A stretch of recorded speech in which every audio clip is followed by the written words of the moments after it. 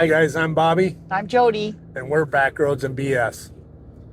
This is the video that might ruffle some feathers. And if you got thin skin, you might want to stop right now. But if you think you can handle it, keep watching.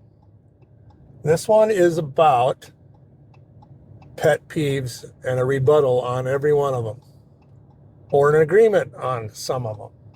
So as Jody knows, I watch a lot of different YouTube videos. Yes, they should be called his tube instead of It YouTube. should be Bobby Tube. Bobby tube. Well, we might not want to go down that way because then it could turn into something else. So anyways, on top of me watching a lot of YouTube, I watch a lot of different niches And nephews. on YouTube. Niches, not nieces. Okay? Let's just be clear, there's nothing. But that was funny. It might have been a little bit funny, just a little bit, but it just made me lose my train of thought. Anyways, and one of the main ones we watch are RV related and travel related, and that's what we're interested in. So if you've watched any amount of those types of videos, you're going to come across 7 pet peeves or 9 things you shouldn't do and all of this, right? And they're just completely subjective. It's one person's judgment on somebody else that may be new to the lifestyle, don't know, nobody's ever mentored them, nobody's ever directed them. But let's just get started into it. Like I said, I watch a lot of YouTube, and there's a couple that kind of twist me the wrong way a little bit. And then there's some that are just rhetorical, sarcastic, and completely funny. And I want to key in on him first. It's the camping loop guy, and I laugh my butt off watching this guy. So if you want to start, honey, why does it take us 6 business days to go away for 2 days? Well, it's hard to, I think you just go into a different mode when you're getting ready for your weekend camping getaway.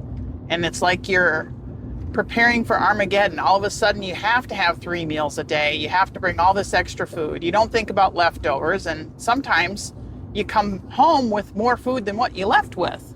Yeah, I mean, It's crazy. we spend more money on a 1 night away camping trip than we do for the whole entire month. Exactly. And It's like you go into starvation mode, so it's you got to eat. I don't eat breakfast. I'll have lunch and dinner, but yet, for some reason, we have to have those 3 solid meals, and then we also, once we get there, oops, forgot that we got to go to the store when we have enough to get us through 3 months of being off the grid as far as food goes. It's crazy. 10 cases of water, 5 gallons of milk. Slight exaggerations, guys. We don't really do 10 gallons of No. milk. But No. anyway, so what do? Do you overshop, Undershop, forget, and have to reshop?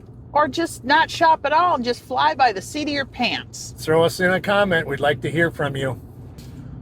So all of that being said, and I know everybody does it or tries not to do it, but just getting ready, getting on the road and making the drive to get to the camping spot is stressful enough without having to deal with somebody that's been there for 7 hours, has already gotten set up, is already hunkered in and relaxed, passing judgment on how you back up, how you hook up your sewer hose, how you hook up your electric.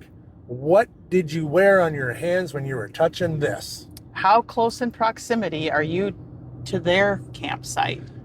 You know, Yeah. some of these campsites are very, very tight. And some of them have a half acre lot per camper, right? But you don't get to have those all the time. you know? Yeah, you're camping. There's going to be people that you hear their music or their dog is barking, but don't let that stuff stress you out. You just can't. You might as well stay home. Yeah, you know, like this one guy I seen on there, him and his wife were complaining, and some people apparently came in at 10 o'clock at night, and they set up their entire campsite. He was legitimately frothing at the mouth, complaining how inconsiderate that was. Well, did you ever take into account there, Francis, that they could have had trouble on the road? Their boss could have called them in for a late evening meeting and they couldn't get on the road right away. Maybe they're not done with work until 6 o'clock or later. Maybe they're driving. It's a 4-hour trip. So who knows? So what do you guys think about what Bobby just said? Let us know. And in case you want to know, lighten up, Francis. That came from the movie Stripes. Sergeant Hulka said that to Francis because he was being, I don't know, just totally psychotic about shit. So, oops.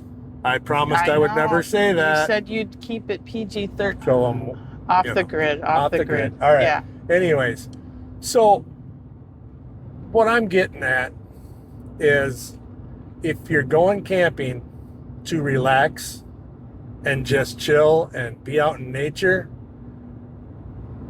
you might want to reconsider your expectations. Right. And, you know, there are some things, though, that are said that I do agree with. You know, if you're driving too fast through a campground because, you know, you have kids, you have, sometimes people don't obey the leash laws. But, you know, so I don't like people who speed through campgrounds either. However, you shouldn't throw a basketball at their vehicle or run out and kick their vehicle. That's right. That is considered, I would consider that a act of aggression, and it should be handled as an act of aggression. So what do you think about that? Throw a comment in. Like to hear your experiences or opinion on what we're talking about. So just...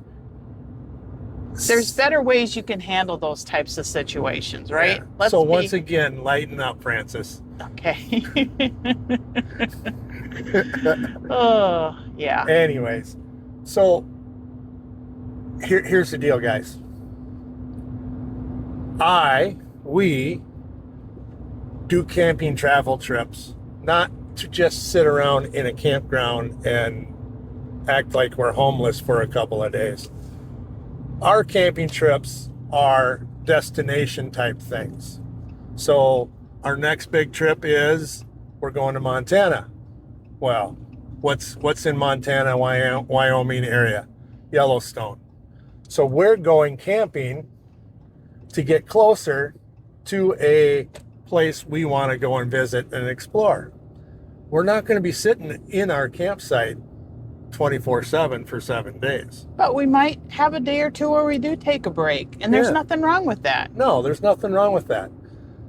So the point is, if you're going to go to a campground so you can relax and get away from the stresses of life, and you can't handle a dog barking every now and then, or some kids crying or screaming, or accidentally running through your campsite because they lost track of where they were and they're just playing and having a good time, you should probably just stay home. Right. Just chill. Yeah. Be like like they say, like water just rolls off the back of a duck. Just let it roll off. Life's too short. Life's too short to be all upset about it. Yeah. And I've never seen this personally, but I've heard about it. People cleaning their sewer hoses or setting their sewer hoses on the picnic table. You know what? No matter what you say on this platform, those knuckleheads are going to continue to do it. So what do you do to combat that? We carry some bleach wipes. We have tablecloth covers and bench covers to help guard us from that. Because I'll tell you what, birds poop on those tables. Animals crawl on those tables. Rats crawl on those tables. You're outside. You're outside. It's nature. It's nature. So, if you can't handle that, Maybe you shouldn't be camping. or just eat in your camper and don't use the picnic table. Right. We actually carry our own table and chairs. Yes, we do. So, anyways, I think that's enough of this. Yeah. So, as always, may your backroads adventures be longer than the line of BS that got you there. See you on the road. Take care.